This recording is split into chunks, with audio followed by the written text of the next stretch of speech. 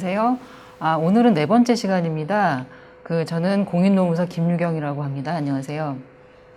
지난 시간에 노동법이 왜 필요한지에 대해서 여러분들이 배우셨고, 노동법이라는 거는 우리가 일하는 현장에서 자신의 권리를 보호할 수 있는 하나의 중요한 어떤 법이라는 것들을 이미 배우신 바가 있고요. 오늘 이 시간에는 직장 내에서 벌어지는 갖가지 부당한 행위들에 대해서 법이 어떻게 보호해 줄 수 있는지를 살펴볼 텐데요. 크게는 오늘 살펴볼 것은 두 가지입니다. 하나는 직장 내에서 벌어지는 각종 일터 괴롭힘에 대한 것, 그리고 두 번째는 직장 내에서 벌어지는 성희롱 행위에 대해서 어떻게 법의 보호를 받을 수 있는지를 배워볼 텐데요. 첫 번째는 직장 내 괴롭힘에 대한 것입니다. 직장 내 괴롭힘이라는 것은 사실은 좀 생소한 말일 수도 있는 게, 이 법이 생긴 지가 사실 얼마 안 됐고요.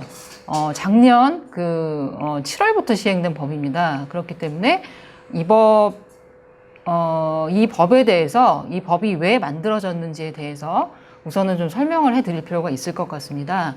그래서 이 법이 사실은 만들어지기 전에 2017년 11월 1일에 직장갑질 119라는 민간 공익단체가 설립이 됐습니다.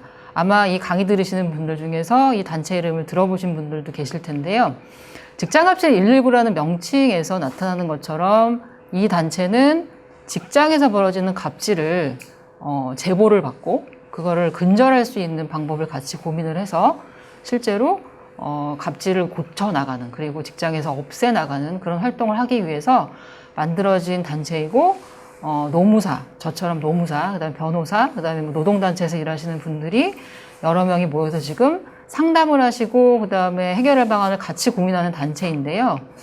이 단체가 만들어지고 나서 저희가 이제 갑질이라는 말이 무엇인가에 대해서 한번 같이 살펴보았는데, 여기 보시는 것처럼 많은 사람들이 이제 사회적으로 갑질이 문제된다고 얘기를 했었지만, 사실 갑질이라는 거는 법적인 용어는 아닙니다.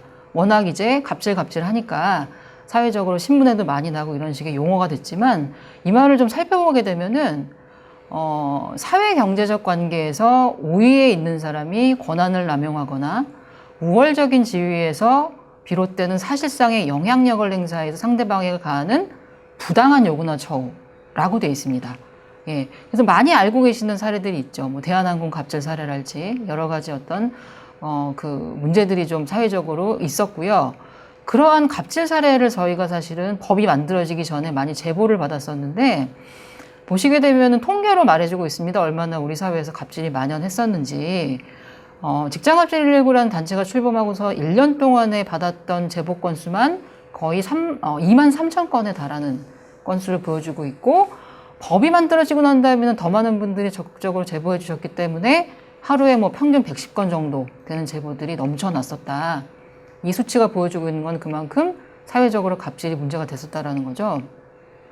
그런데 문제는 이런 상황에서도 법이 없었다는 거죠. 법이 없었기 때문에 우리 직장에서 만약에 직장 내 괴롭힘 혹은 갑질이 발생한다, 그러면은 어떻게 대처를 해왔었던 걸까요? 보시게 되면은 괴롭힘을 당하는 분들은 되게 많았습니다만, 참거나 모른 척했다는 분들이 무려 65%였다. 이거는 설문조사를 했던 결과인데, 참거나 모른 척했던 그럼 이유가 뭐냐라고 봤을 때 많은 분들은 나아질 것 같지 않아서, 신고를 해도 나아질 것 같지 않아서. 왜냐? 근거가 되는 법이 없었다는 거죠. 처벌을 할 수 있는 근거가 되는 법이 없었기 때문에 괜히 얘기했다가 본인이 불이익을 당할 것 같다. 그래서 사실은 많은 분들이 그냥 지나가면서 참고 있었던 거죠. 근데 심각성은 많이들 인식을 하고 계셨습니다. 갑질이라는 건 많이 심각하다. 그리고 이런 부분에 대해서 사회가 나서서 혹은 정부가 나서서 법을 만들든 해가지고 적극적인 개입을 통해서 고쳐나가야 된다는 대책을 요구하는 목소리가 굉장히 높았다는 거죠. 설문조사 결과 66.1% 되는 분들이 적극적으로 개입해가지고 뭔가 대책을 마련해라 라고 얘기를 해왔었다는 거죠. 실제로 채팅방, 직장갑질 119는 오픈 채팅방으로 운영이 되고 있는데, 거기서 많은 분들이 법은 없고 이렇게 참고 지내다 보니까 이런 식의 얘기들을 많이 하셨습니다. 오늘 제가 상사로부터 욕설을 들었고 그 다음에 따돌림을 당했는데 이게 과연 괴롭힘에 해당이 되느냐. 판단 기준이라는 게 없었다는 거죠. 그리고 그런 일들이 반복되는데 다른 직장 동료들은 보니까 잘 지내고 있다. 나만 그러면은 못나서 직장에 적응하지 못해서 그러는 거냐 자책을 하게 되고요. 더 나아가서는 방법을 찾게 되겠죠. 노동청이나 경찰서에 진정 고소할 수 있는 방법이 있을까요? 근데 저희가 이런 분들이 채팅방 들어와서 이제 익명으로 막 말씀하시는데 법이 있기 전에는 이런 것들에 대해서 뾰족한 대답을 드릴 수가 없었습니다. 왜냐하면 법이 없었다는 거죠. 그러다 보니까 많은 분들이 피해를 호소하기 시작했습니다. 그런 식의 폭언을 듣고 모욕을 당하고 그다음에 따돌림을 당하다 보니까 당연히 회사를 가려고 생각하면 심장이 두근거리고 신체적으로도 뭔가 문제가 생기기 시작했던 거죠. 빨간 글씨로 보시는 것처럼 수면 유도제를 먹어야만 잠이 오는 분들의 사례도 있었고 이런 어떤 사례들이 축적이 되는 과정에서 드디어 이제 법이 만들어진 거죠. 2019년 7월 16일에 직장 내 괴롭힘 방지법이라는 게 만들어져서 시행에 들어갔는데 이 법은 이미 여러분들께서 이전 시간에 배우셨던 근로기준법상에 직장 내 괴롭힘이라는 걸 하지 말아라 라는 법이 새롭게 신설이 되어서 들어가게 된 것입니다. 그런데 오늘 좀 강조해서 말씀드리고 싶은 거는 이 법이 지금 만들어진 지 그래서 한 9개월 정도가 이제 지나가고 있는데요. 법에 대한 오해가 여전히 되게 많다. 왜냐하면 이 법에서 직장 내 괴롭힘 행위들을 구체적으로 1번부터 100번까지 나열을 하고 있지는 않습니다. 그렇기 때문에 어디서부터 어디까지가 괴롭힘인지 여전히 이제 그 헷갈려 하시는 분들이 많이 있고 그 다음에 법이 만들어지고 나니까는 이런 어떤 상사들로부터의 목소리가 많이 나왔어요. 법이 만들어지고 나니까 더 이상 후배들과 같이 회식도 못하겠다. 괜히 회식에서 잘못해가지고서 내가 법적으로 문제가 되고 잡혀가는 거 아니냐. 뭐 이런 질문 하시는 분들도 계셨고요. 후배들 눈치를 보는 상사들이 오히려 피해자가 되는 거 아니냐. 이 법이 생겼으니까 더 이상 상사들이 후배들에게는 제대로 된 지시도 못하는 거 아니냐. 더 나아가서는 이제 본인들이 더 힘들게 견디면서 회생을 했다는 부분들을 이제 불만을 제기하는 분들까지 나오게 된 거죠. 다 모든 이런 얘기들은 법에 대한 오해가 여전히 많기 때문에 나오는 얘기들인데 제가 지금부터 설명을 드리겠습니다. 이 법은 방금 얘기 나왔던 그런 오해들하고는 좀 거리가 있다. 사실상 그런 것들하고는 거리가 있는 법이다라는 설명 드리고 싶고요. 법을 좀 살펴볼까요? 예. 아까 전에 제가 직장 내 괴롭힘이 아니라 갑질에 대한 정의를 좀 읽어드렸습니다. 그런데 법에서 그 직장 내 갑질이 아니라 쓰고 있는 용어는 직장 내 괴롭힘이고요. 그 다음에 괴롭힘이라는 게 뭐다라는 게 이 법이 생기기 전에는 법적으로는 정의 규정이 전혀 없었습니다. 그런데 작년 이제 7월부터 법이 생기면서 이 괴롭힘이라는 행위는 뭐다라는 정의가 법적으로 처음 마련이 된 거죠. 사실은 그것만으로도 굉장히 큰 의미가 있다고 보고 있습니다. 그래서 지금부터 법을 조금 살펴봐야 될 것 같습니다. 근로기준법이 있고 보시게 되면 76조 2라는 조항에 보면은 직장 내 괴롭힘의 금지라는 조항이 있고요. 여기서 하나씩 살펴보실까요? 사용자 또는 근로자는 그러니까 이 직장 내 괴롭힘이라는 거를 할 수 있는 가해자가 될 수 있는 사람은 사용자일 수도 있지만 근로자일 수도 있다라는 거죠. 주어가 사용자 또는 근로자는입니다. 그리고 직장에서의 지위 또는 관계 등의 우위를 이용한다는 말이 상당히 키포인트, 핵심적인 용어입니다. 아까 전에 갑질에 대해서 설명드릴 때도 이런 얘기가 나왔죠. 사회적인 어떤 지위의 우위다, 뭐 이런 식의 얘기들이 나왔고 영향력을 행사한다 이런 얘기가 나왔는데 여러분들께서 이제 이전에 배웠던 노동법이 왜 필요한지에 대해서 배우셨을 때 일을 하면서 근로계약을 체결할 때는 겉으로 보기에는 내가 그냥 노동력을 제공하고 돈을 받으니까 사장님이랑 나랑 굉장히 평등한 관계인 것처럼 보이지만 사실은 굉장히 수직적인 관계죠. 대등한 관계가 사실 아닙니다. 뭐 좀 더 어려운 말로 얘기를 하면 사용 종속된 관계다라고 얘기를 하는데 그렇다 보니까 보통의 노동자들은 상사가 있게 되면은 그 아래에 종속된 관계에 놓여 있을 가능성이 높다는 거죠. 그래서 어떻게 보면 직장 내에서는 어떤 이런 지위 또는 관계 등의 우위라는 게 발생을 하는 상황이 되게 많다. 지위의 우위라는 걸 뭘까요? 예. 직급이 위에 있는, 보통 우리가 쉽게 얘기하면 상사들을 얘기를 하는 걸 거고요. 관계 등의 우위를 갖고 있는 사람이라는 거는 뭘까요? 네. 비록 나보다 직급이 높지는 않더라도 어떤 여러 가지 관계 속에서 우위를 점하고 있는 사람이 있을 수 있습니다. 예를 들면 학벌이 혹은 뭐 지연 뭐 아니면은 사장님이랑 친인척 관계에 있는 사람인데 나보다는 직급이 낮다거나 아니면은 나는 비정규직인데 예, 가해자는 정규직이라거나 아니면 또 다른 여러 가지 어떤 집단 속에서 형성되는 관계의 오해라는 게 있을 수가 있거든요. 그런 것들을 이용해서 자, 이 부분이 가장 사실은 주요 포인트죠.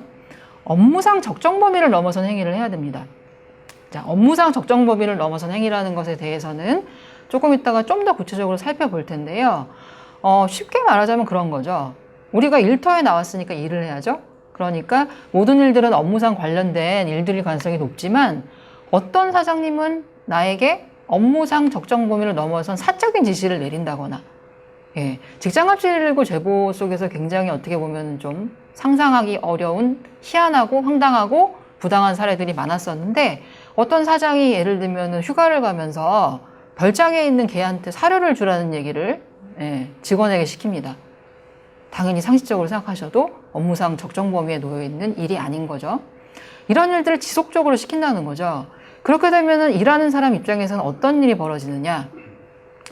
신체적으로 정신적으로 고통이 유발될 수밖에 없다. 예. 당연히 폭언을 매일 듣는 사람은 아까 잠깐 말씀드린 것처럼 출근 시간 다가오면 심장이 이제 두근거리기 시작합니다. 계속 폭언이 생각나겠죠? 그리고 온라인 채팅방에서 모욕을 상습적으로 당했던 분들은 채팅방에 들어가는 것조차 고통스럽고 뭐 나중에는 이제 수면제를 복용한다. 아니면 불면증에 시달린다. 여러 가지 어떤 신체적인 증상들을 호소를 하고 있고 그리고 정신적으로도 많은 이제 어려움을 호소하고 있는 거죠. 더 나아가서는 이게 개인의 어떤 그런 고통으로 끝나느냐?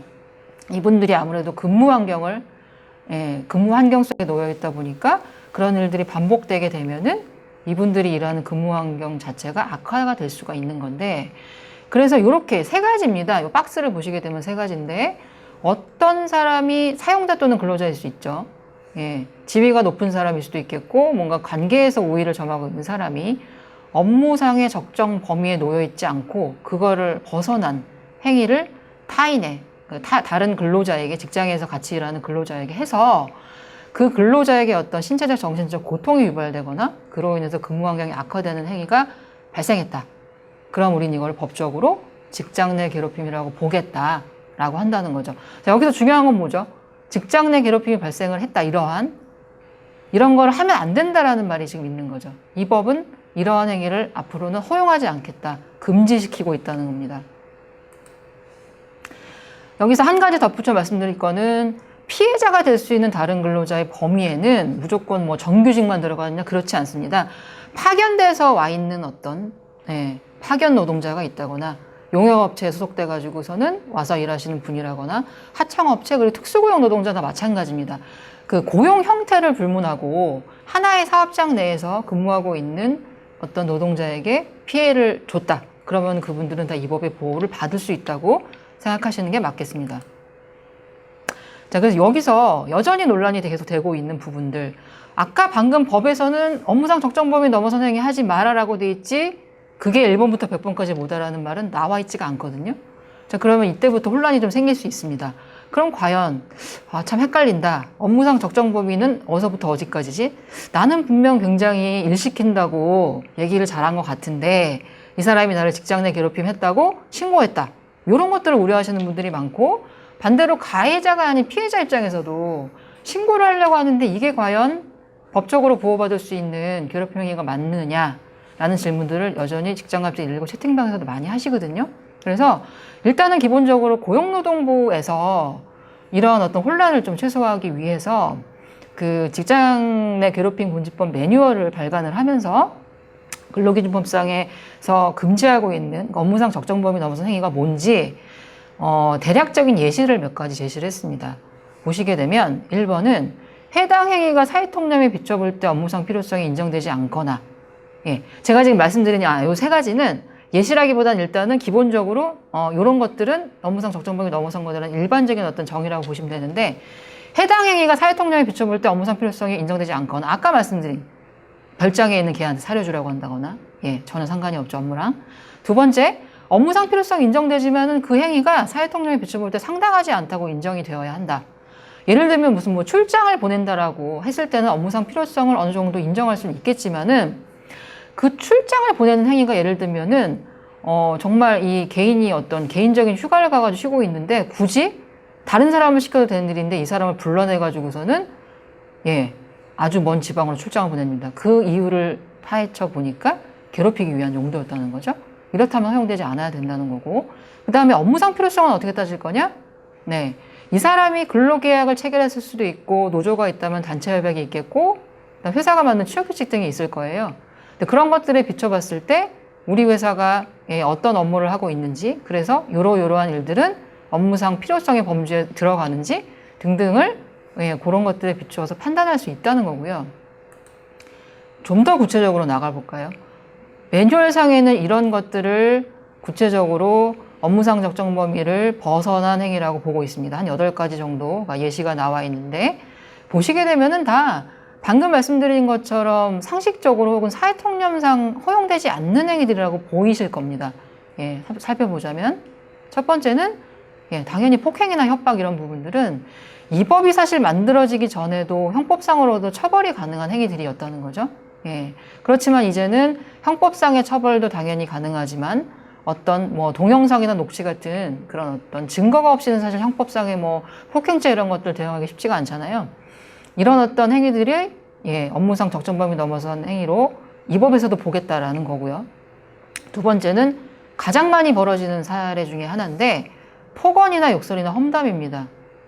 이런 일들이 정말 많이 벌어지고 있고 이게 대부분 이제 공개된 장소에서 이런 식의 어떤 욕설이나 폭언 등이 이제 이루어져서 피해자의 명예를 훼손하는 정도라고 판단이 되면은 당연히 이제 적정 범위 벗어난 행위인데 밑에 보시면은 그 공개된 장소가 아니라고 하더라도 반복적이고 지속적으로 폭언 욕설을 예를 들면 온라인상의 채팅방에서 했다. 이렇더라도 인정을 하겠다라고 노동부는 보고 있습니다. 세 번째로는 또 빈번하게 벌어지는 일들이죠. 반복적으로 개인적 심부름을 시키는데 인간관계에서 용인될 수 있는 부탁의 수준을 넘어서는 말 그대로 사적인 용무 지시입니다. 회사에서 상사가 하급자에게 시킬 수 없는 여러 가지 행위들인 거고요. 저희가 제보받은 사례 중에도 굉장히 많습니다. 뭐 이게 아까 뭐 별장 개밥사로 얘기를 했지만은 뭐 본인이 먹을 뭐 김장을 뭐 해마다 시킨다거나 저희가 김장갑질이라고 불렀던 행위인데 이런 것들이 굉장히 많이 벌어지고 있었다라는 거고요. 네 번째는 집단 따돌림. 따돌림의 문제는 상당히 심각한 게 이게 드러나는 형태가 아니라 대부분 은근하게 집단적인 형태로 벌어지고 이런 것들이 보통 부서장의 어떤 지시에 의해서 그 하급자, 또 다른 하급자들을 압박하는 형태로 벌어지는 경우가 많기 때문에 이런 것들도 이제 법적으로는 금지하겠다라고 보시면 되겠고요. 자, 다섯 번째는 업무와 무관한 일을 근로자 의사에 반해서 상당 기간에 반복해서 지시를 한다. 가장 대표적인 경우, 언론에도 많이 나왔었지만은, 소프트웨어 개발하는 분에게 불뽑기를 시킨다거나 이런 겁니다. 어떠한 업무상의 필요성이 없는 거죠. 여섯 번째, 업무를 과도하게 부여하는 행위란 뭐냐? 업무를 과도하게 부여하는 것과 적당하게 부여하는 것의 경계가 뭘까요? 예를 들자면 이런 게 있습니다. 업무량이 상당히 많은, 예를 들면 뭐 게임 개발 업체다라고 했을 때 신작 게임 개발을 할 때 며칠 사이에 뭐 크런치 모드라고 해가지고 굉장히 많은 야근을 이제 반복하는 시기가 있는데 모든 개발이 끝났어요. 그래서 모든 팀원은 이제 야근 모드를 이제 끝내고 통상적인 근무 모드로 넘어갔는데 어떠한 특정한 사람에 대해서만 정말 이 신작하고 개발 일이 다 끝났음에도 불구하고 또 다른 일을 정말 다 해낼 수 없는 그 기한을 주고서는 빨리 하라고서 요구를 합니다. 물리적으로 완성이 불가능한 일을 시킨다거나 그래서 그런 일들도 이제 업무상 적정 범위를 넘어선 행위라고 노동부 매뉴얼에는 명시가 되어 있고요. 7가지였네요. 마지막 7번째는 업무에 필요한 부품이나 뭐 비품이나 그 다음에 뭐 그런 전화 등등을 제공하지 않는다거나 더 사실 빈번한 사례는 인터넷이나 인터넷 접속을 차단하는 행위인데 이런 거죠. 권고사직을 계속하는 어떤 상사가 있어서 어떤 노동자가 굉장히 괴로워하면서 버티다가 어느 날 회사에 출근을 해봤더니 본인이 회사에 사내 인터넷에 접속을 하려고 했더니 할 수가 없다는 거죠. 이런 식의 그 행위들은 노동부 매뉴얼상에서는 업무상 적정 범위 넘어선 행위다라고 보고 이런 행위들을 하면 안 된다라고 금지를 하고 있는데 자, 방금 말씀드린 7가지 범주는 딱 봐도 허용되지 않는 일들이 이미 명백해 보입니다. 그런데 사실 현실에서는 훨씬 더 다양하고 그 다음에 상상을 초월하는 일들이 벌어지고 있습니다. 그래서 저희가 직장합치를 읽으려는 그 단체에서는 정말 많은 사례들을 제보를 받았고 이제 카테고리별로 분류를 했던 사례가 있기 때문에 저희가 보기에 현실에서 많이 벌어지고 있으면서 직장 내 괴롭힘법에 의해서 금지되어야 되는 행위들을 좀 더 세분화해서 그 말씀을 드리고자 하는데 빠르게 한번 살펴볼까요? 방금 말씀드렸던 것들은 좀 빠르게 넘어가면 폭행이나 폭언입니다, 당연히. 그리고 모욕이라는 게 있죠. 온라인상에서 어떤 특정인을 지명을 해서 지속적으로 뭔가 비아냥된다거나 모욕하는 행위. 협박이죠. 업무상 불이익 주겠다. 너 이거 해주지 않으면, 내 사적 지시 들어주지 않으면은 인사고과에서 불이익 줄 거야. 라는 말을 지속적으로 반복을 하는 일들이 많았고요. 비하, 외모, 특히 여성 노동자들에게 이런 부분들 굉장히 괴로움으로 다가왔던 사례들인데, 외모나 연령이나 뭐 학력이 조금 뭐 떨어진다, 아니면은 그 비정규직이다 등의 이유로 인격 비하하는 행위랄까. 그다음에 무시가 있습니다. 비하나 무시가 이제 같이 따라가죠. 그리고 따돌림이 있죠. 특정 직원을 따돌리고요. 그다음에 개인 사생활에 대한 뒷담화나 소문, 허위사실 등을 퍼뜨리는 행위도 직장 내 괴롭힘의 범주에 포함되어야 한다라고 보고 있고요. 반성문을 쓰게 하는 일들은 현실에서 참 많이 벌어지고 있습니다. 특히 경비 업무 하시거나 콜센터에서 근무하시는 분들 자리를 잠깐 비우는 행위 혹은 한 30초 정도 문자 메시지 보는 행위들을 CCTV 등으로 보고 있다가 반성문을 쓰게 하는데, 반성문이 진짜 말 그대로 반성문입니다. 반성하는 내용이 담길 때까지 10번도 쓰게 하고 20번도 쓰게 해서 이분을 더 이상 이제 일을 할 수 없을 지경에 이르게 하는 그런 행위들은 하지 말아야 된다. 그리고 이것도 이제 우리나라에서 굉장히 대한민국 이제 직장 문화에서 문제가 항상 되고 있는 일인데, 강요죠. 뭘 강요하느냐. 특히 회식입니다, 회식. 원하지 않은 회식을 일주일에 2번도 강요하고 3번도 강요해서 안 갈 수 없게 만드는 그런 강요는 안 된다. 전가는 뭘까요? 본인의 업무를 부하직원에게 반복적으로 전가한다. 라고 보고 있고, 저희가 실제로 많은 제보들을 접했습니다. 차별, 훈련 승진, 보상, 대우 등에서 차별하는 행위. 이것도 역시 괴롭힘의 한 범주로 보고 있고요. 사적 지시 아까 말씀드렸고요. 배제, 업무와 관련된 중요한 정보나 의사결정 과정에서 배제를 한다. 내가 들어가야 되는 회의인데 어느 날 나를 안 부른다. 알고 봤더니 이게 직장 내 괴롭힘의 일환이더라 라는 거고요. 차단 아까 말씀드렸죠. 사내 네트워크 접속 등을 차단하는 행위도 금지되는 행위다. 사직 종용 정말 많이 벌어지는 일들이죠. 사직을 종용하는 행위 자체를 사실은 법적으로 뭔가 문제 삼을 수가 없었던 것이, 보통은 사직 종용을 막 하죠. 면담을 하루에 한 번씩 합니다, 상사가. 그래서 언제 나갈래? 너 일 많이 했다. 다른 데 알아봐라. 그리고 뭐 그만두지 않으면 어떻게 하겠다라는 불이익을 주겠다는 협박을 합니다. 그 상태를 갖고서는 기존에는 사실은 법적으로 뭔가 재개하기가 어려웠다는 거죠. 특정한 사용자의 처분, 예를 들자면 해고 같은 처분이 없었기 때문에 다툴 수가 없었는데, 현재 이 법에 의해서는 그걸 하나의 직장 내 괴롭힘으로 보고 금지를 하겠다라는 것이기 때문에, 그런 일들이 반복되면 이거는 근로기준법 76조 2에 의한 괴롭힘이니까 신고나 이런 부분들이 가능해졌다라는 거죠. 실업급여는 뭘까요? 방금 전의 사례처럼 권고사직을 계속 하다가 이분이 결국은 그 사직서를 이제 쓰고 나가거나 뭐 이런 과정을 밟는 과정에서 회사가 하나의 협박으로서 하는 일들이 뭐냐면, 사직서를 쓰라고 끝까지 종용을 하면서 실업급여를 못 받게 내가 방해를 하겠다라고 이제 대놓고 협박을 하는 거죠. 현실에서 참 많이 벌어지는 사례인데, 이게 무슨 얘기냐면은 그 상실신고를 할 때, 4대 보험, 특히 이제 실업급여, 고용보험 상실신고를 할 때 회사가 이제 이 사람이 이직하는 그 코드를 안에다가 자발적으로 나간 거냐 비자발적으로 나간 거냐를 체크하게 돼 있죠. 본인이 자발적으로 사직서 내고 걸어 나가면 실업급여를 못 받습니다. 비자발적으로 나가는 경우에만 실업급여를 받을 수 있기 때문에, 회사가 이 사람을 실업급여조차 못 받게 괴롭히고 싶다, 정말 악질적인 경우죠, 라고 한다면은 실업급여를 못 받게 하기 위해서 이 사람이 사실상은 너무너무 괴롭고 이제 권고사직 끝에 나간 것에도 불구하고 상실 코드에다가 자발적인 이직이라고 해서 체크를 해버린다는 거죠. 현실에서 참 많이 벌어지고 있는 일들이어서 이런 것도 이제 괴롭힘의 범주에 포함시키겠다라고 보고 있고요. 사비, 회사용품을 개인 돈 들여 사게 합니다. 뭐 특정한 사례에서는 회식하고 나서 그 술값을 막 특정인에게 내라고 하는 사례도 있었습니다. 후원이라는 건 특정 종교나 단체 활동을 후원을 하라고 요구한다. 종교랑 연결되어 있는 어떤 기업이나 사기업이나 그 다음에 무슨 대표이사가 특정 종교의 어떤 굉장히 이제 몰입해 있는 상황에서 직원들에게 이런 일을 시키는 거죠. 그리고 업무 제외 허드렛 일을 시킵니다. 풀뽑기 같은 일을 시키는 거 포함이 되고요. 장기자랑은 사회적으로 문제가 됐던 사안이었습니다. 많이들 아시는 그 한림대 성심병원, 이제 이름이 공개돼도 되죠. 노조가 만들어졌고, 지금 많은 것들이 개선됐는데, 한림대 성심병원에서 간호사분들에게, 장기자랑을 요구했는데, 그 굉장히 충격적인 동영상 돌았었죠. 굉장히 선정적인 의상을 입도록 강요당하고, 장기자랑을 해서, 누구를 위해서 장기자랑 했느냐? 그 병원 재단의 이사장을 위해서 해마다 장기자랑을 하고, 그 휴일마다 나와서 연습을 해야 했고, 여러 가지 일들이 이제 사회적으로 문제가 됐었죠. 장기자랑을 원치 않는데도 계속 이제 요구하는 행위, 행사도 마찬가지죠.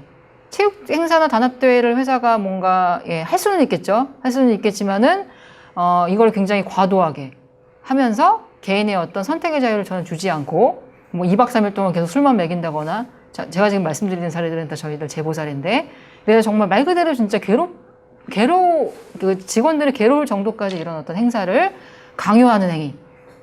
다 이제 허락될 수 없다라고 보고 있고, 태움이라는 말도 굉장히 언론에서 많이 거론이 됐었습니다. 태움이란 말을 제가 처음 들었을 때 굉장히 충격을 받았던 게, 이게 과연 무슨 단어일까? 특히 이게 이제 병원업종에서 문제가 됐던 단어인데, 이제 간호사분들이 과로 혹은 이제 그 견습 과정에서, 쉽게 말씀드려서 그 도제식으로 뭔가 일을 배우시는 과정에서 상사들이 정말 많은 괴롭힘, 일을 제대로 못한다. 당연히 처음 들어온 사람이고 배우는 입장이기 때문에 일을 못하는 게 당연함에도 불구하고 그 일을 못한다는 여러 가지 이유를 들어서 반성문을 쓰게 하고 벌을 세우고 그 다음에 더 나아가서 막 여러 가지 가학행위들을 하면서 이분들의 어떤 영혼을 제가 될 때까지 태운다라는 말이 태움의 어떤 단어의 의미인데요. 그런 행위들, 학습 능력 부족 등을 이유로 견습생들에게 괴롭히는 행위들은 당연히 직장 내 괴롭힘 금지에 들어가야 되겠죠.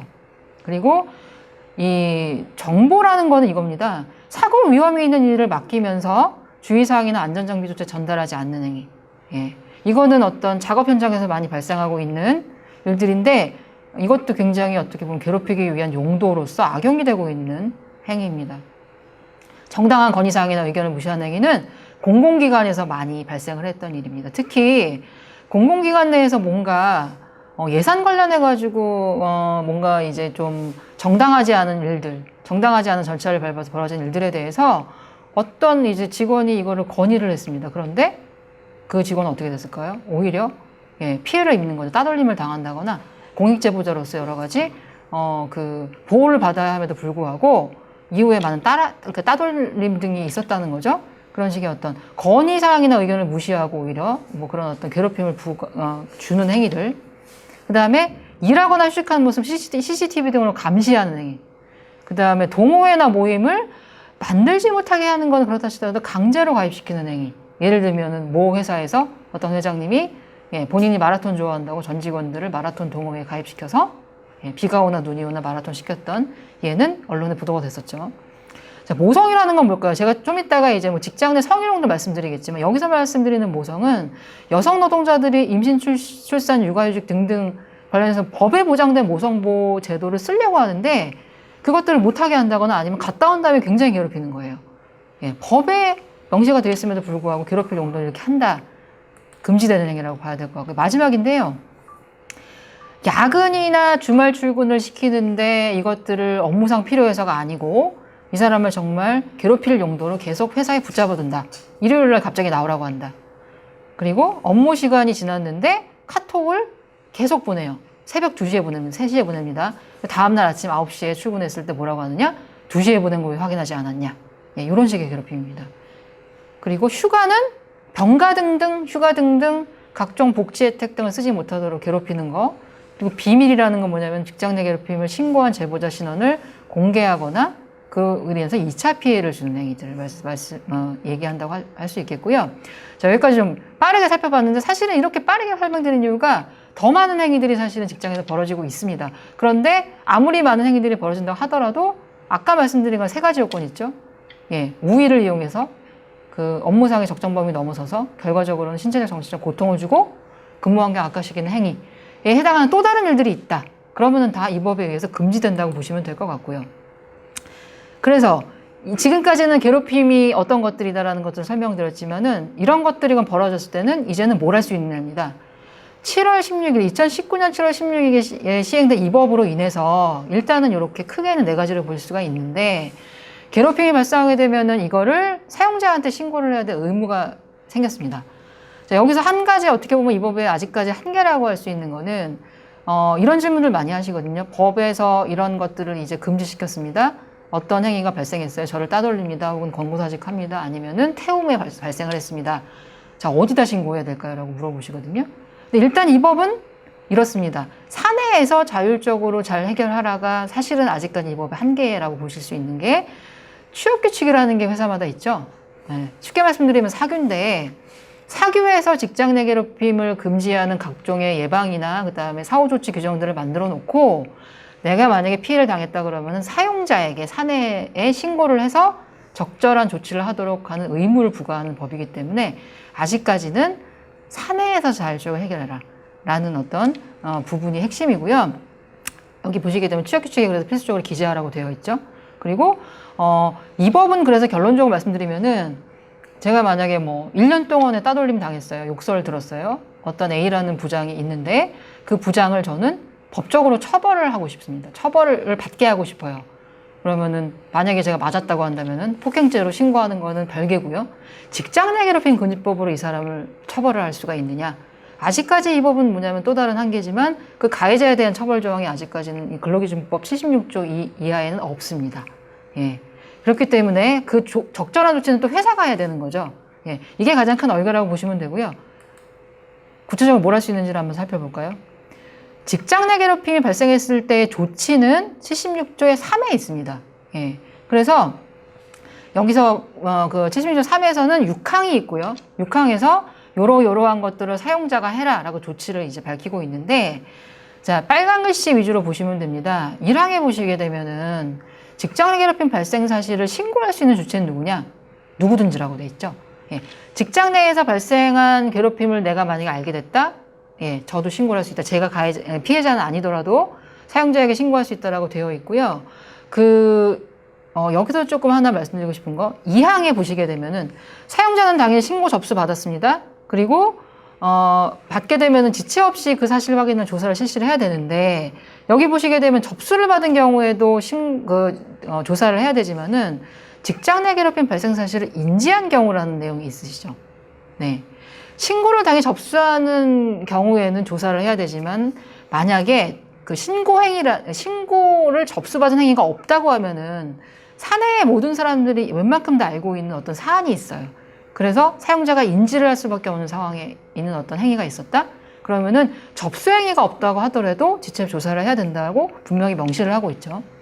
사망해 보시게 되면은 사망이 그다음에 사항이 있는데 사망은 조사 기간 동안에 피해자에 대한 보호 조치를 명시하고 있고 그 다음에 오는 사항은 조사가 끝나고 나서의 어떤 보호 조치들을 명시를 하고 있는데 직장 내 괴롭힘을 신고한 다음에 조사 기간이 보통 얼마나 소요될까요? 예. 현실적으로 봤을 때 하루 이틀은 너무 짧죠. 당연히 여러 가지 이제 사실관계 조사를 해야 되고, 예, 가해자가 될 만한 사람을 만나가지고 물어본다거나 주변 사람들 목격, 여러 가지 어떤 과정을 거쳐야 되기 때문에 조사 기간 대부분만 2주가 될 수도 있고 더 길어질 수도 있습니다. 조사 기간 동안에 피해자를 보호를 해야겠죠. 예, 그래서 사망에서는 여기 보시게 되면은 피해를 입었다고 주장하는 근로자를 보호하기 위해서 피해 근로자 등에 대해서 여기 보시게 되면 예시가 나와 있죠. 근무 장소를 변경한다거나 유급휴가 명령을 내린다거나 하는 등의 적절한 조치를 해야 됩니다. 마지막 줄이 중요한데요. 이 경우에 사용자는 피해 근로자 등의 의사에 반한 조치를 해서는 안 돼요. 예를 들면 이런 게 있습니다. 유급휴가를 내가 가겠다라고 회사한테 요구를 하지도 않았는데 회사가 이 사람을 2주 동안에 집에서 쉬어라라고 했을 때 이분이 오히려 이럴 수 있거든요. 아, 나는 이런 식으로 드러나게 괴롭힘의 그 피해자라는 것이 각인되는 게 싫다. 나는 그냥 평소와 같이 일을 하겠다. 라고 주장하시는 분들도 계시기 때문에 그런 것들을 무시한 채 무조건 휴가를 보내는 이러지 말라는 얘기를 지금 사망은 담고 있는 거고요. 자, 그 다음에 사항은 말씀드린 것처럼 조사 기간 동안이 아니라 조사가 끝났어요. 조사 결과에 직장 내 괴롭힘이 이런 식으로 벌어졌었다는 게 밝혀졌다. 사실이 확인이 된다 그러면은 또 다시 이제 피해 근로자 요청 사항을 듣고 근무 장소를 바꾼다거나 아니면 아예 부서 배치 전환을 한다거나 휴가 명령 내린다거나 적절한 조치를 하여야 합니다. 예, 반드시 사업주가 하여야 한다는 거죠. 예. 그리고 5항을 보시게 되면은 가해자에 대한 조치를 어떻게 해야 되는지가 명시가 되어 있는데 아까도 잠깐 설명드린 것처럼 가해자에 대한 처벌을 뭐 예를 들면 형법상 처벌을 한다거나 뭐 벌금을 부과한다거나 징역형을 내린다거나 이럴 수는 없게 돼 있죠. 아직 현행법에. 하지만 5항에 보시게 되면은 어쨌든 사업주가 사용자가 이 부분에 대해 조치를 하도록 의무를 정해놓은 거죠. 그래서 만약에 이 가해 사실이 밝혀졌다 그렇게 되면은 가해자, 그 행위자에 대해서 예시를 들고 있는 조치는 이런 거죠. 징계 조치를 내린다거나 근무 장소를 변경시킨다는 등의 필요한 조치를 하여야 하고요. 여기서 또 나오죠. 이 경우에 징계를 하기 전에 조치에 대해서 피해 근로자 의견을 꼭 들어야 합니다. 예. 자, 그리고 마지막인데요. 제가 아까 전에 처벌 조항이 없다고 말씀드렸죠. 이 법에서는. 그런데 유일하게 근로기준법 76조 3에서 정하고 있는 처벌 조항이 딱 하나가 있습니다. 6항입니다. 6항에서는 어떤 경우에 사용자가 처벌받느냐? 만약에 직장 내 괴롭힘이 발생했다고 신고를 한 근로자, 예, 혹은 신고한 사람은 아니지만 피해 당사자, 피해 근로자한테 이러한 어떤 신고를 했다는 사실만으로 해고나 그 밖에 불리한 처우를 해서는 안 되고요. 만약에 그런 처우를 한다고 하면은 3년 이하 징역 또는 3천만 원 이하 벌금에 처해지게 됩니다. 예, 6항은 반드시 이제 알고 계셔야 되겠죠. 그래서 만약에 내가 이런 직장 내 괴롭힘을 당해가지고 신고했다는 것 때문에 오히려 피해를 당한다? 그렇다고 하면은 이런 식의 사용자에 대한 형사처벌 조항이 있다라는 거를 말씀드리겠습니다. 그래서 현장에서 자주 묻는 질문들을 몇 가지 살펴볼까요? 아까 전에 우위를 이용했기 때문에 대부분은 상사들이 직장 내 괴롭힘을 하겠지만 그러면은 직급이 같은 동료 간에도 가능한가? 예, 일단은 가능할 수 있습니다. 아까 말씀드렸던 관계의 우위를 이용한 직장 괴롭힘이 성립할 수 있다. 예. 같은 동료지만은 정규직이 나한테 비정규직이라고 괴롭힘을 할 수 있다라는 거죠. 예. 할 수 없다는 건 아니다. 그리고 현실에서 문제가 되고 특히 중소기업이나 소규모 기업의 경우에는 대표이사가 괴롭힌 가해자의 경우가 상당히 많습니다. 그런데 생각해 보시면은 아까 사용자에게 신고를 하라 그랬죠. 제가 대표이사에게 계속 괴롭힘을 당했는데 사장님한테 가서 신고를 할 수는 없겠죠. 신고를 해도 이 부분이 제대로 조사가 될 수 있을까요? 현실적으로 어렵다고 보고 있어서 노동부는 비록 이제 대표이사 행위자로 지목된다고 하면은 뭐 외부기관이나 그다음에 전문가 등에게 의뢰해서 조사하라고 되어 있지만 이거는 좀 규모가 갖춰진 회사의 얘기겠죠. 그래서 노동부는 어떻게 얘기를 하고 있느냐. 특히 작은 사업장의 경우에는 회사에서 만약에 대표이사가 가해자일 경우에는 그 관할 지방고용노동관서에 진정을 제기할 수 있다라고 보고 있습니다. 아까 제가 말씀드린 게 1차적으로는 사업장 내에서 사용자에게 신고하는 게 일단 원칙이지만 이런 경우에는 특수한 경우도 대표자가 가해자다. 그러면은 진정을 노동청에다 넣을 수 있다라고 밝히고 있으니 꼭 알아두셔야 될 것 같고요. 고객이 괴롭힌 가해자다. 자, 제가 만약에 공공기관의 어떤 대민 업무라는 창구에 앉아 있는데 그 회사 동료들은 저에게 아무런 문제가 없는데 어떤 특정 민원인이 계속 와가지고 저한테 욕설을 한다. 이거는 어떻게 되느냐? 어떻게 보호를 받느냐?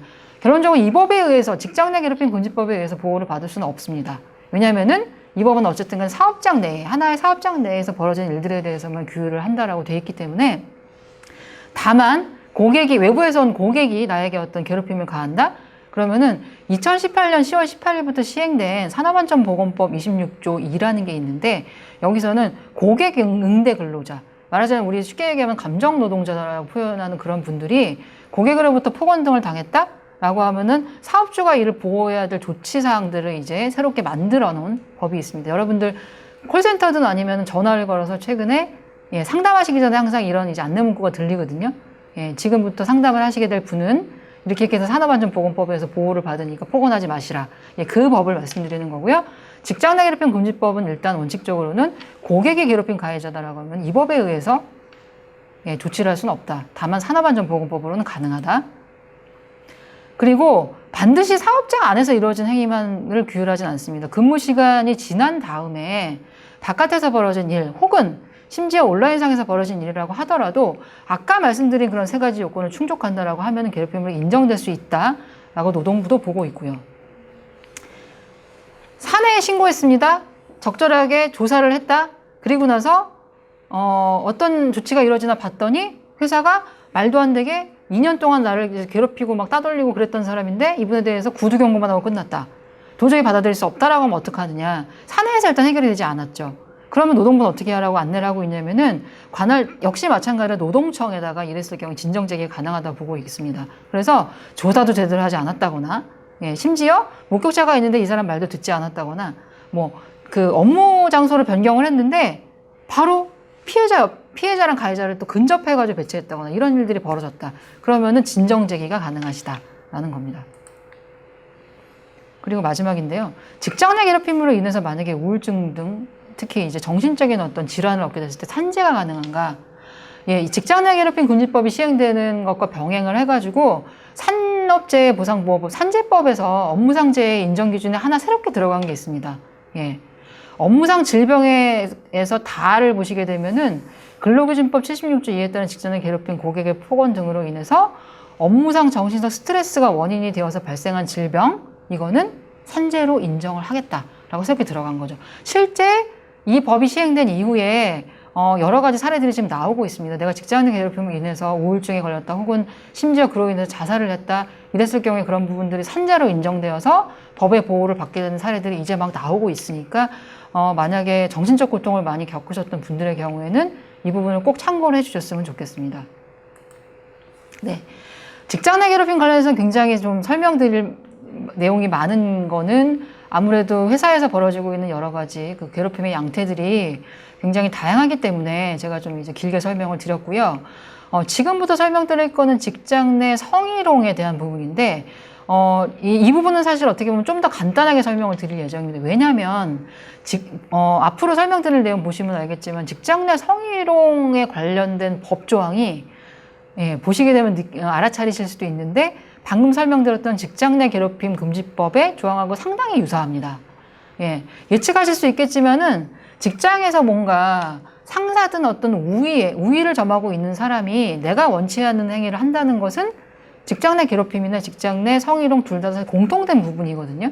그래서 그거에 대해서 조치를 하는 과정이나 이런 것들이 상당히 유사한 측면이 있을 수밖에 없다. 그래서 직장 내 괴롭힘 금지법이 직장 내 성희롱에 관련된 금지법 이후에 나왔는데 실제로 이제 국회에서 그 입법하는 사람들이나 아니면 같이 고민했던 분들이 그 법률가들이 직장 내 성희롱에 대해서 금지하고 있는 남녀고용평등법을 많이 준용을 해가지고 아까 설명드렸던 직장 내 괴롭힘 금지법을 만들었거든요. 그래서 그 부분을 좀 참고해서 같이 연결해서 생각해 보시면 좋을 것 같고요. 직장 내 성희롱이 발생하면 어떻게 할 수 있는지 한번 살펴보겠습니다. 아까 설명드렸던 직장 내 괴롭힘 금지법은 근로기준법에 들어가 있고 직장 내 성희롱을 금지하는 법은 남녀고용평등과 일가정 양립 지원에 관한 법률, 법률 이름이 참 길지만 줄여서 그냥 편의상 남녀고용평등법이라고 하겠습니다. 거기에서 직장 내 성희롱은 이런 거다라고 2조에 굉장히 앞부분에 있죠. 정의를 하고 그 12조에 보면은 이런 행위는 하지 말아라 금지하고 있습니다. 여기 보시게 되면은 앞에서 나왔던 괴롭힘에 나왔던 얘기가 또 나옵니다. 직장 내 성희롱이라는 게 뭐냐? 행위를 할 수 있는 사람은 사업주, 상급자 또는 근로자이고요. 그 다음 내용을 보실까요? 직장 내의 지위를 이용하거나 또 나오죠. 업무와 관련해가지고 어떤 행위를 하는데 그게 어떤 행위냐? 다른 근로자에게 성적 언동 등으로 성적 굴욕감 또는 혐오감을 느끼게 하거나 그런 어떤 성적 언동 또는 요구 등을 했는데 저는 싫어요 라고 해서 따르지 않았을 경우에 그걸 때문에 근로조건 및 고용에서 불이익을 준다. 내가 어떤 상사가 하급자에게 뭔가 이제 성적인 어떤 행위를 요구를 했어요. 당연히 원치 않는 행위를 요구를 한 거죠. 그래서 싫다라고 거부했더니 그 상사가 이렇게 얘기하는 거죠. 다음 인사고과 때 당신은 이제 그 최하위 등급을 주겠다라고 협박을 한다거나 이런 식의 불이익이죠. 이런 것들을 주는 행위가 있다고 하면은 직장 내 성희롱이라고 보겠다라고 정의를 했고 아까 전에 살펴봤던 직장 내 괴롭힘이랑 상당히 정의 규정이 유사하죠. 특히 지위를 이용한다. 어떤 우위에 있는 자가 하는 행위이면서 업무 관련이라는 얘기가 나온다는 거에 주목하셔야 됩니다. 이거는 둘이 이제 직장 내 괴롭힘, 직장 내 성희롱 둘 다 직장 내죠. 집에서 벌어지는 일이 아니다. 직장, 일터에서 벌어지는 일이라는 것 때문에 직장 내라는 말이 들어가 있고 필연적으로 그래서 우위를 가진 자가 업무 관련해가지고서 행할 수 있는 행위일 수밖에 없다. 라는 걸 참고하시면 좋을 것 같고요. 이런 행위를 만약에 했다. 남녀공용평등법 12조에서는 이런 거를 해서는 안 된다고 하고 만약에 이런 행위를 했을 경우에는 1,000만 원 이하 과태료에 부과한다 라고 정하고 있습니다. 예, 그래서 정의 규정은 이렇고요.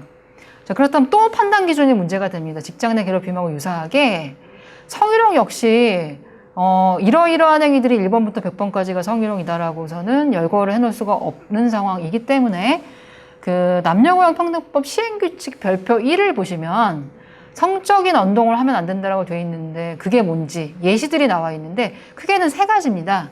육체적인 것이 있고요. 언어적인 것들이 있고 그 다음에 이제 나중에 보시게 되면은 시각적인 것들이 있는데 예, 보시게 되면은 그 시행규칙 별표상에 보면은 그렇게 세 가지 언어적, 신체적, 시각적 행위들을 성적인 언동의 예시로 들고 있는데 육체적 행위라는 거는 아예 명시가 되어 있습니다. 뭐 입맞춤을 하거나 포옹을 하거나 뒤에서 껴안는 등의 신체적 접촉의 행위라는 거죠. 예, 그리고 뭐 안마를 시킨다거나 이런 식의 행위를 요구한다는 것들 이렇게 열거가 되어 있고요. 그리고 대표적으로 언어적 행위라는 것들은 어떻게 되어 있냐? 음란한 농담을 하거나 상스러운 얘기를 하는데 이런 것들을 대놓고 얘기하는 게 아니라 전화통화까지 포함이 되고요. 외모에 대한 성적 비유나 평가를 하는 행위. 사실 현실에서 굉장히 많이 벌어지고 있죠. 뭐 오늘 김대리 보니까 무슨 뭐 치마가 짧아서 좋네. 이런 얘기들 상당히 회사에서 많이 오가고 있고요. 성적인 사실관계를 의도적으로 퍼뜨린다. 뭐 A랑 B랑 어떻게 해서 뭐 그런 일들이 있었다라고 얘기를 한다거나 그 다음에 여기 보시게 되면은 회식 자리에서 굉장히 많이 벌어지는 일인데 회식 등에서 무리하게 옆에 앉아서 술을 따르도록 강요하는 행위도 예시로서 지금 열거를 하고 있는 거죠. 지금 들으시는 분들이 생각하시기에 이런 일도 직장에서 사실은 벌어지는 것들을 많이 보였을 수가 있는데 이런 것들이 전부 다 직장 내에서 금지되는 성희롱이라고 보셔야 될 것 같고요. 마지막 시각적 행위는 뭐냐? 음란한 사진이나 그림, 낙서, 출판물 등등을 보여주는 행위인데 최근에 이제 사회적으로 문제가 되고 있는 텔레그램 사건을 얘기하지 않더라도 이런 일들이 직장에서 왕왕 벌어지고 있습니다. 그리고 특히 자신의 어떤 특정 신체 부위를 노출하거나 만지는 행위 등등 마찬가지고요. 그리고 그 밖에 또 여러 가지 행위 양태들이 있을 수 있겠죠. 사회 통념적으로 성적 굴욕감이나 혐오감을 느끼게 하는 것을 인정되는 언어나 행동을 전부 다 직장 내 성희롱으로 보겠다. 예, 라고 되어 있고요. 그 다음에 이제 그 발생시 조치를 마지막으로 한번 볼까요? 발생시 조치를 보시게 되면 직장 내 괴롭힘이랑 상당히 유사한 걸 느끼실 수 있겠습니다. 예. 직장 내 성희롱이 발생했다. 1항에 보시게 되면은 이거 역시 직장 내 괴롭힘이랑 마찬가지로 이 사실을 알게 된 누구든지 해당 사업적에 신고할 수 있도록 법은 명시를 하고 있고요. 그리고 2항도 괴롭힘하고 유사합니다만 보시게 되면 신고 받았습니다. 그리고 성희롱 발생 사실을 알게 됐어요. 그럼 지체 없이입니다. 지체 없이 사실 확인이나 조사를 해야 되고요. 그리고 여기서 이제 특징적인 부분 이런 게 있죠. 피해를 입었다고 주장하는 근로자가 조사 과정에서 성적인 수치심 등을 느끼지 않도록 하여야 한다는 말이 특히 나와 있는 거죠.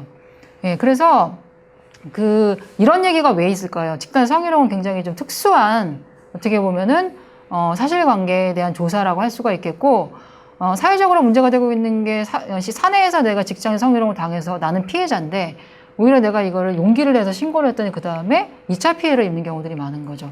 사람들이 그 피해자에 대해서 뭔가 낙인을 찍는다거나 이 사람이 그래서 직장 내 분위기를 해쳤다는 이유 등등으로 해서 오히려 징계를 받는다거나 굉장히 억울한 일들이 벌어지고 있고 특히나 조사 과정에서 굉장히 이제 디테일한 부분들을 챙기지 못하고 폭력적인 조사가 이루어지는 경우들이 많다라는 거죠. 그래서 이런 부분들을 느끼지 않도록 하여야 될 의무를 부과를 하고 있고요. 그 조사 의무를 미이행한다라고 해서 어떻게 되냐면 사업주는 500만 원 이하 과태료가 부과될 수 있다. 그리고 사망 사항의 경우에는 조사 기간 동안의 어떤 조치, 조사 결과의 조치여서 또 역시 직장 내 괴롭힘에 대한 조치랑 비슷하죠. 사망해 보시게 되면은 조사 기간 동안에 피해 근로자 보호를 해야 된다고 하면서 사실상 직장 내 괴롭힘 금지법에서 얘기하고 있는 것들하고 비슷한 얘기를 하고 있습니다.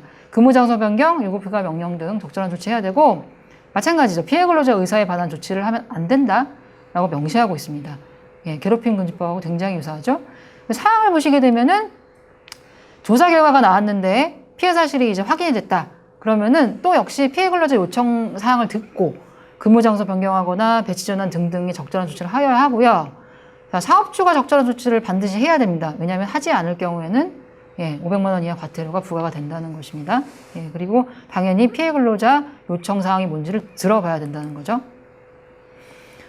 그리고 5항의 경우에는 이런데요.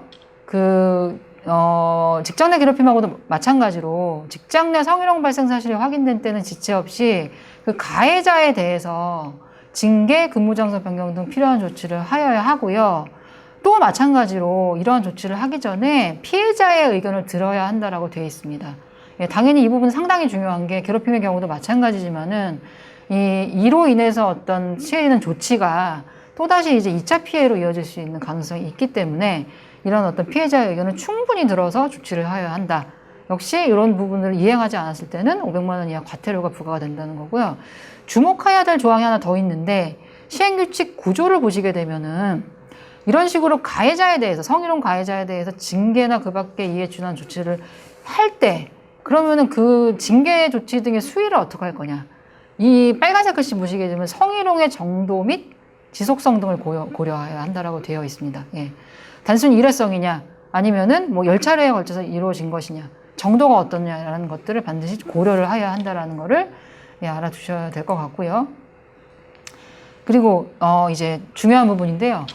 제가 2차 피해에 대해서 좀 말씀을 계속 드렸죠. 실제로 현실에서 성희롱을 당한 분들이 2차 피해 당하는 경우들이 많기 때문에 아예 남녀고용평등법 제14조 6항에서는 이 발생 사실을 신고한 근로자 또는 피해 근로자 등에게 불리한 처우를 해서는 안 된다라고 하면서 과거에는 그냥 단순히 불리한 처우 하면 안 돼 라고만 하고 끝났었는데 이제 최근에 법이 개정이 되면서 최신 그 법에는 어떻게 되어 있냐면은 불리한 처우는 과연 그럼 어디서부터 어디까지냐 라는 거를 1호부터 7호까지 아예 구체적으로 열거를 하고 있습니다. 그래서 이 부분은 좀 자세히 참고를 하셔야겠죠. 불리한 처우는 어떤 것들이 있을 수 있냐? 뭐 1번 보시게 되면 가장 심각한 단계죠. 해임이나 해고나 그 밖에 신분 상실에 해당하는 불이익 조치. 두 번째는 뭐 징계 등등 부당한 인사 조치. 3번은 그리고 뭐 직무 배치를 하고 직무를 미부여하는 등등 본인 의사에 반하는 인사 조치. 그다음에 또 4번의 경우에는 성과평가 등에서 또는 임금 등에서 차별 준다. 그 다음에 뭐 5번 같은 경우에는 뭐 직업 능력 개발 등에 있어서 기회의 제한을 가져오게 한다. 6번을 보시게 되면 직장 내 괴롭힘이랑 좀 연결되는 부분입니다. 신고를 했다 그래가지고 제가 아까 잠깐 말씀드렸죠. 이 사람을 오히려 낙인을 찍어가지고서는 뭔가 이 사람이 뭐 잘못해가지고서 이런 일이 벌어졌겠지. 회사 분위기를 망쳤다. 이런 식으로 하면서 집단적으로 따돌림을 한다거나 심지어 나아가서 폭행이나 폭언 등을 한다고 하면은 그것들이 이제 불리한 처우에 해당한다. 이 사람에 대한 불리한 처우가 가해진 거라고 봐서 이런 것들도 하면 안 된다라고 규정을 하고 있고요. 그래서 이런 것들을 만약에 하게 됐다면 이것도 마찬가지 직장 내 괴롭힘 금지법에서 불리한 처우를 하지 말아라 했을 때의 처벌과 동일한 수준이죠. 위반을 하게 되면은 3년 이하 징역 또는 3천만 원 이하의 벌금에 처해진다라고 명시를 하고 있습니다. 그리고 마지막인데요. 직장 성희롱이기 때문에 이런 게 들어간 거죠. 비밀을 유지해야 될 의무가 있다는 거죠. 여기 보시게 되면 어디서부터 어디까지 그럼 비밀을 유지를 해야 될까요? 조사를 한 사람, 성희롱 발생 사실 조사한 사람, 조사 내용 보고받은 사람 또 있습니다. 그 밖에 조사 과정에 참여한 사람들 모두 해당 조사 과정에서 알게 된 비밀을 누설해서는 안 된다라고 되어 있죠. 이것도 역시 처벌 조항이 있습니다. 사업주가 조사 과정에서 알게 된 비밀을 타인에게 누설했다. 성희롱 발생 사실 조사 과정 알게 된 비밀을 누설했으면 500만 원 이하 과태료에 처해진다. 라고 그 법은 규정을 하고 있습니다.